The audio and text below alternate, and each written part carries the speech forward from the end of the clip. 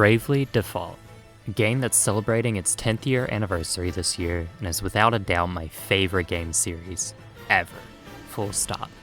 It's got memorable characters, a bomb-ass soundtrack, and, most importantly to this video, some of the most dynamic JRPG combat to come from any Final Fantasy-ish game of its kind. Unlocking jobs gives you unique abilities, magic's varied and extremely useful. What weapons you use can trivialize bosses. But who needs all that when your two strongest tools are right in front of you? Why use badass katanas and battle axes to rip open foes when me punch good? Today I'm asking the simple question that is not simple at all. Can you beat the Bravely Default Fists Only challenge? Or rather part 1, I am not completing the entire game in this one video, just the first chapter. First, let's define the rules of this challenge. Damage dealt to enemies can only be done via empty hands, meaning no party member is allowed to have equipped weapons dishing out damage. Now, to the people familiar to Bravely Default, there might be some of you thinking, won't this run just become a monk-only challenge? They are proficient in fists after all. To that, I would say, yes, they would make things easy, which is why I'm not using it. Monks are the main outlier in that no damage can be dealt by a character with a monk as their active job.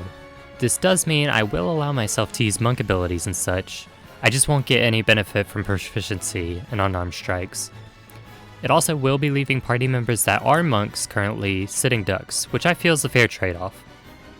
I'm also not allowing magic aside from a few cases, which I'll mention when we get to them.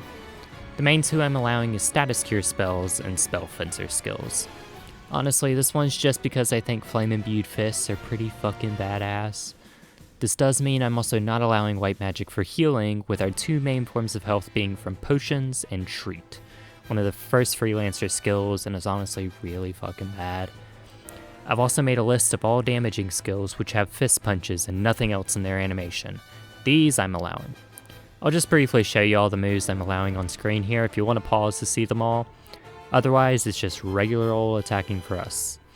Without much else besides two bare fists and a plan, I started up my totally legitimate copy of the game so I could record some good footage and went to work.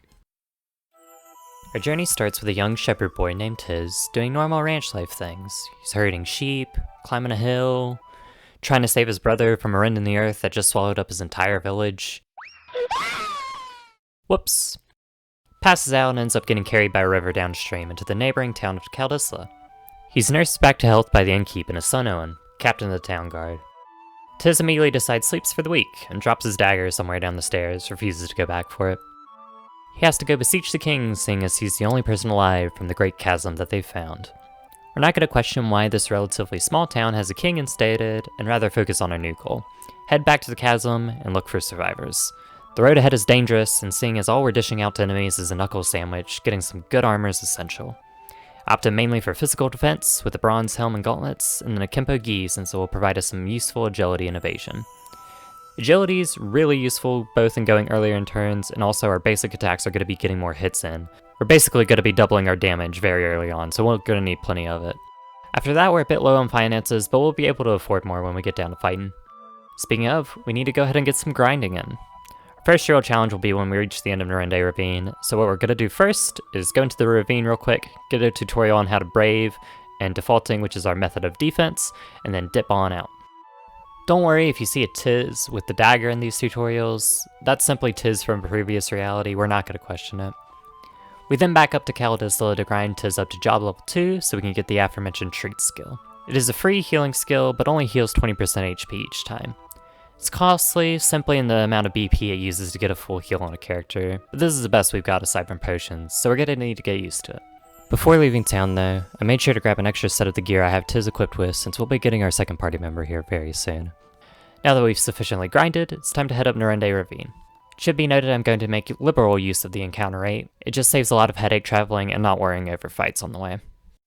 Now, time for a casual stroll up to a crater that claimed dozens of lives. Tiz's fears are realized when he sees a crater for himself, a bottomless wound in the very earth. However, while lying defeated, he hears a prayer of guidance. A young woman named Agnès is calling out for help for anyone to hear her prayer. Tiz greets her and asks if she knew anything and if anyone was alive, to which she reiterates that Tiz is the sole survivor. Before the two could talk anymore, however, an airship soars to them overhead. Enter the first pair and most memorable duo of bosses in this game, Barras Lehr and Whyte. This big ol' sack of muscle is Barras, the monk asterisk holder, and is all punching and all shouting. Surely a figurehead to the fist-only challenge. We'll need to take his mantra to heart if we have any hope of success. Let's hear it from the man himself. There are only two tactics a real warrior needs: frontal assault and death by frontal assault! Holly, meanwhile, is the white mage, and while the job in and of itself sucks for us, Holly makes up for it by being Holly. Be quick about it. I'm opening fire as soon as I forget about you, and I have a short memory for dawdlers. The two have come to assail Agnès, who is wanted by the Duchy of Eternia, beginning to rain cannonballs on the clearing. Tiz guides her down to the crater where the two must make a daring escape. In the frantic rush, Agnès also drops her weapon, but luckily we get that spare gear for her to use as needed. On the trip down, there are 3 scripted fights, all against some Eternian Sky Knights. These encounters are pretty easy, although it is obvious Agnès is on the weaker side in comparison to Tiz. Tiz is going to have to carry these fights to avoid using early potions to heal with Agnès, since Tiz will both be dealing damage and healing using treat. The only real strategy needed is on the last encounter with 2 of the Sky Knights, but again, no real threat with these guys. After that, the airship prepares for another attack. Gunners, steady on! Keep firing! Fire till you've nothing left! Nothing left, Captain. The airship needs to resupply, so the duo and their lackeys fly off, leaving Tiz and Agnès in peace. For now. During their trek down, we learn that Agnès is a Vestal to the Wind Crystal, and believes that restoring order to the crystals will help fix the Great Chasm. We get some early characterization from the two, Tiz being very gung-ho about helping Agnès on her quest, while she considers this something she must do alone. We also get introduced to Eri, the fairy. Look, a miniature monster. She's been Agnès' close companion up to this point. He doesn't do anything really, besides give Agnès arbitrary and honestly pretty fucking bad advice. Agnès! Oh, Agnès! I have a plan. A good one. Get captured. We also learn Agnès is absolutely terrible at directions, which, same, but it does give Tiz an excuse to guide her around for the moment. The two head back into town, visiting the king again to relay the news that nobody else from Norende has been found. He gives his apologies before thrusting the responsibility of fixing Norende village into Tiz's hands. You know, someone totally qualified to repair an entire fucking town. This unlocks Norende village for us, a sort of time management minigame that you would use Street Pass to get villagers, repair shops, and get items. Since I am using totally legitimate hardware, I definitely started off with 50 villagers from my Street Pass and did not use a save editor, don't worry about it. We won't get many results from this right now, but do know I'll be trying to get as much from Norende as I can. The king also lets us know that the Sky Knights are still opening fire on Caldisla, and Tiz and Agnès decide to put a stop to things. But first, we'll need a grind prep. We only need about 5 minutes of grinding to get both Tiz and Agnès to level 5, more than enough for our fight up ahead. We also take the time to buy 2 more sets of armor, which will become necessary later on. If you go into the fight earlier, buying potions might be needed, but we'll be using treat to its fullest, so there's no need. With all that done, we run over to the lake where Barras and Holly are stationed. Done! Done! We've supplies to last a fortnight! Cannonballs to rain iron on Caldisla for a fortnight! To battle! Whyte! Give us a fitting arena!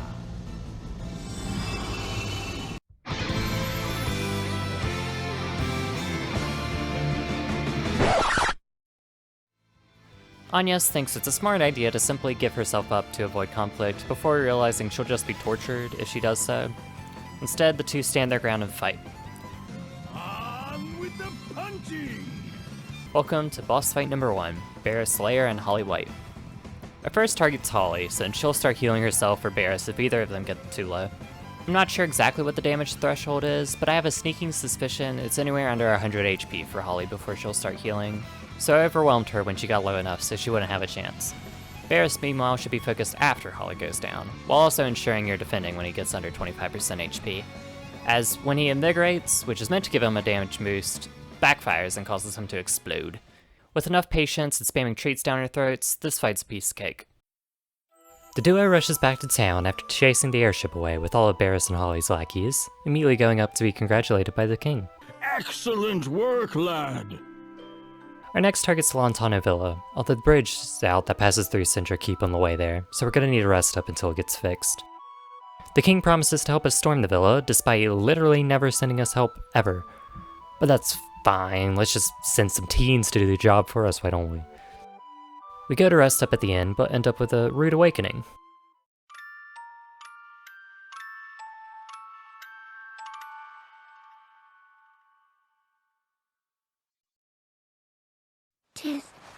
Tiz, wake up! Something's wrong outside. Wait, is that...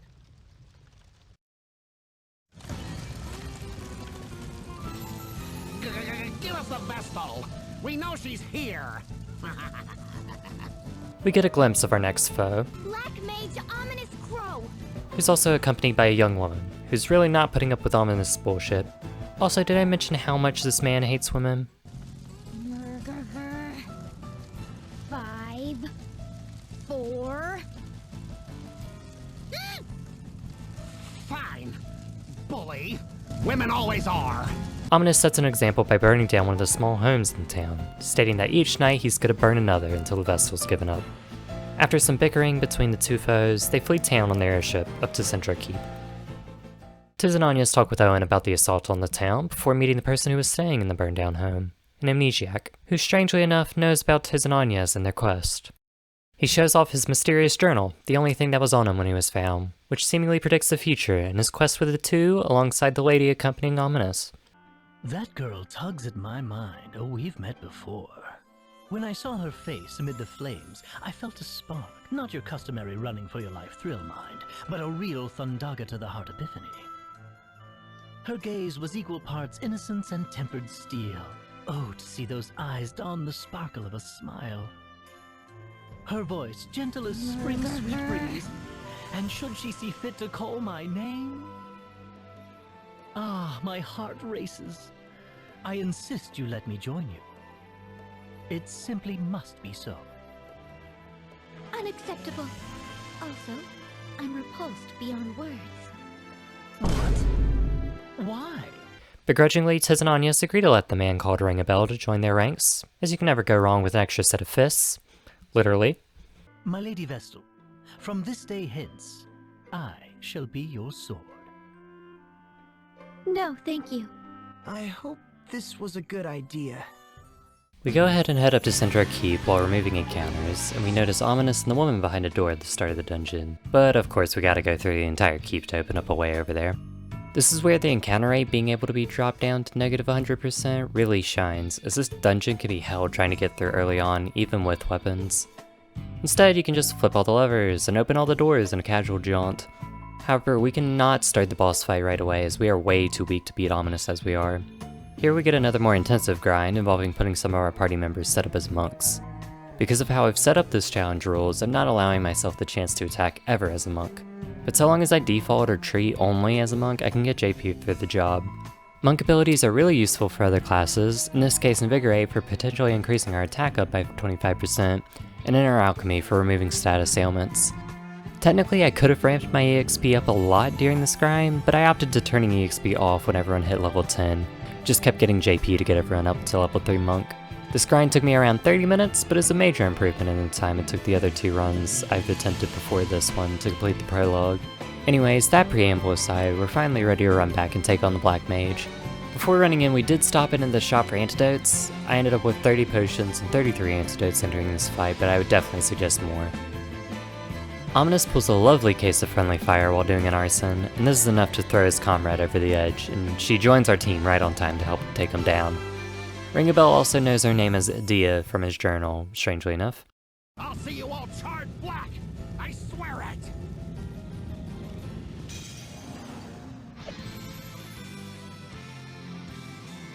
Immediately, Edea is unable to be altered before this fight and starts off with her unique weapon, Ise no Kami equipped. Luckily, for some fucking reason, this game allows you to unequip yourself in the middle of a fight, which is amazing for this run. Although I'm not using Edea for attacking really. Right away, Ominous is a big dial up from the Barras and Holly fight, with AoE fire and poison spells which can really do a number on us if we aren't cautious. The general cycle of this fight is having Ringabel and Tiz, our strongest attackers, save up BP by defaulting, attempting to invigorate to get a 125% attack buff, and then go all out next turn to do as much damage as they can. Invigorate can backfire though, so this should only be done if they aren't under immediate threat. Each hit with this boost still only does a measly 20 damage average, and with a foe with 2,430 health on hard mode, we're in for a bit of a slog. Agnès and Edea are mainly here as healers. Anya is always stocking up BP to spam treats, and Edea eating through our potion supply since she has no access to treat right now. She's also needing to use antidotes instead of inner alchemy, meaning oftentimes I'm using her BP to do a group-wide poison cure. Ominous is also going to go for some other spells like Silence and Sleep. Sleep can be fixed by just punching a sleeping ally, preferably with Edea who's weak at the moment, and Silence is meaningless! We have no spells, idiot! Phase 1 doesn't really pose much threats to us, but Ominous will start expending BP to attack more than once in his turns when under half health. So long as we survive his attacks, however, we get an extra turn each time to wail on him. This latter half of the fight can be really scary though, and I exhausted our potion supply with Edea, but it absolutely is possible with our setup to take Ominous down. After the fight, the group starts questioning Edea wanting to join their ranks before they hear an airship overhead, heading right for Caldisla.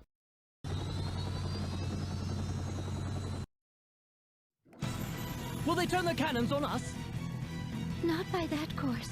They make south. The city? They can't mean to start that up again! Let's hurry! The four of them all rush back to town, while the knight, Heinkel, is busy cutting his way through the town guard. Oh, why is this happening? He is also on the lookout for the Vestal, marching up to the king in his search. Or, if you prefer, I can come down and pluck her from the last building I leave standing. The choice is yours, entirely. You've a choice yourself. Leave now, or face me. Owen, captain of the Caldislan Royal Guard. Knight Argent Heinkel, Knights Captain of the Eternian Sky. The stories paint you Caldisla's greatest hero. I hope you will not disappoint me. Owen tries valiantly to hold him back while the gang rushes in to help the town. Our crew finds the entire guard wiped out, and a dying Owen on the ground. Heinkel seems to have run off with the king, and Tiz vows to bring him back for Owen in his final moments. I'll bring the king back. I swear it. Be at peace, Owen. Thank you. Thank you.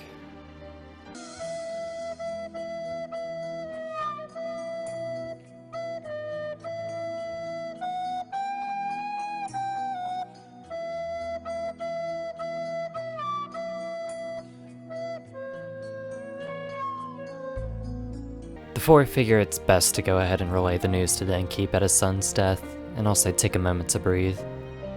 Agnès still shares her doubts for Edea, despite her literally helping us murderize the dude burning the city down, and Edea gets, rather justly so, furious. Murgager. Of all the stubborn... Oh, you crystal-headed girl!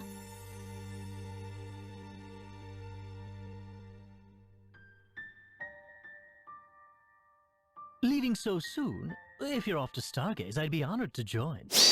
Out of my way! She storms off and finds Denkeep outside, before he starts to relay a sad tale to Edea about Owen. Will you listen to an old man talk a while? You'd be hard-pressed to find a frailer child than Owen, but he loved this land more than anyone, so he trained and trained. The boy was something else.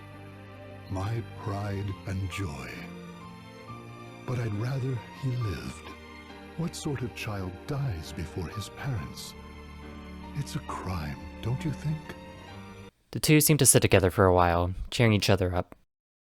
A question, Agnès. Why can you not trust at least me? The suspicions of a beautiful lady are dire poison to a gentleman such as myself. Unacceptable. Before the crew sets out again, Edea rushes back and refuses to take no for an answer, wanting to see the injustice in the Sky Knights dealt with. And after affirming with Tiz, Agnès begrudgingly accepts, as it'll help having a former enemy help infiltrate the villa. Or am I to miss out on the adventure? A crueler fate than I could bear.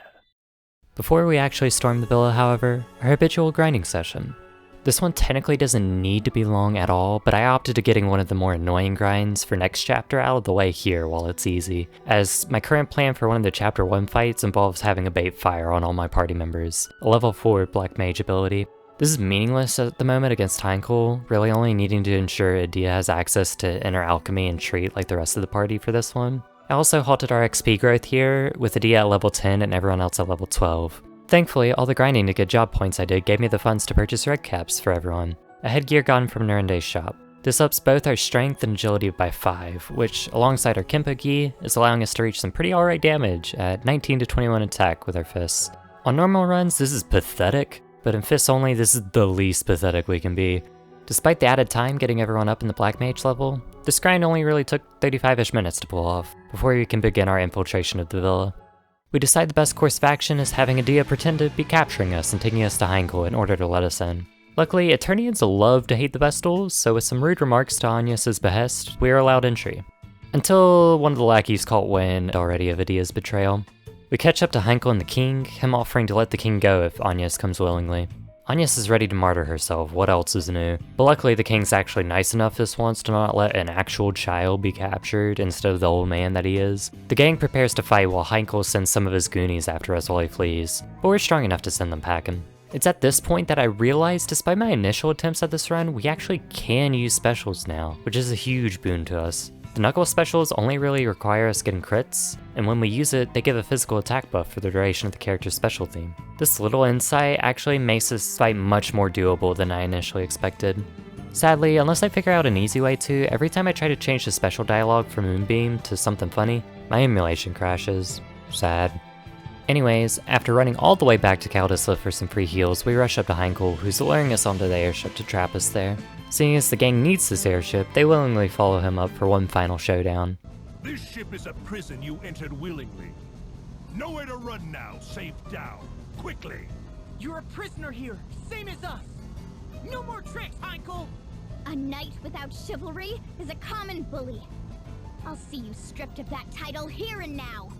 All but the Vestal will end here as dew upon my blade. You'll die with the rest, traitor!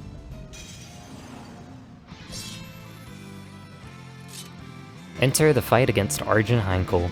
He's accompanied by 2 Sky Archers, who were my initial fears during this fight. Heinkel is a very rough fight for fists only, as his unique ability, Protect Ally, makes him guard any direct physical attack made against the archers. The only real counter to that is AoE skills like spells, something we do not have. As if put in place just for this very moment, specials bypass Protect Ally and directly hit the archers, meaning I'm able to prep specials before the fight and dish them out to kill the archers in the first few turns. Originally, this fight was a race against poisons since she had no way of handling the archers, but now it's only Heinkel to deal with. Heinkel has 2 phases, just like Ominous, which swaps when he reaches half health. This first phase, we aren't under any immediate threat, he's just very annoying. Shield Bash gives him 150% defense for 2 turns, meaning most of the time we're only dealing 1 damage a pop to him without any buffs. However, this does have a very useful caveat to it. We still have free opportunity to get crits off on him while he's not dealing much damage to get our specials back. We make sure to give Tiz, Ringabel, and Edea all their specials back in charge before entering the second phase. The way we deal damage and not sit here for 500 turns is invigorating twice for a 150% attack boost.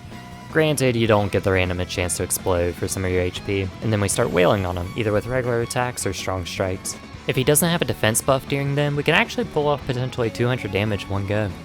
Heinkel takes his training weights off when he reaches low enough, which I actually speed along with our specials. He almost exclusively uses Stomp this phase, which lowers both of his defenses by 25%, and sometimes he's going to expend a turn to attack twice. The defense decrease he gives himself makes it possible to steamroll him enough just by going all out with 2 or 3 members of our group, and soon enough the knight lacking chivalry goes down. As if a contingency plan for when he falls, Heinkel's airship begins to lose altitude, and right when we think our journey will come to an abrupt end... Ah, so this goes here, that gets turned like so, then we just... Wait, is he? We're steadying out! Of course we are. I'm a crack pilot, apparently. Now find something to hold on to!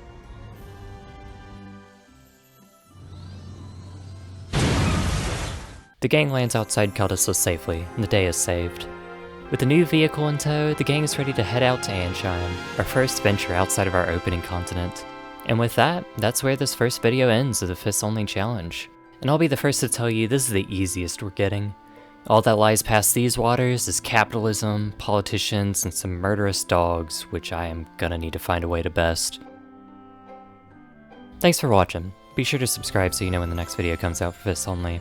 Knowing me, we've probably got a long while till I finish the next one, especially since after this week, Octopath Traveler 2 comes out. If you're on the fence about it, absolutely try out the demo for yourself. It's a wonderful game from what I played, and I am definitely sinking way too much time into it. Love you much, and remember, frontal assault, death by frontal assault, kill misogynists, and always know a crack pilot. See ya.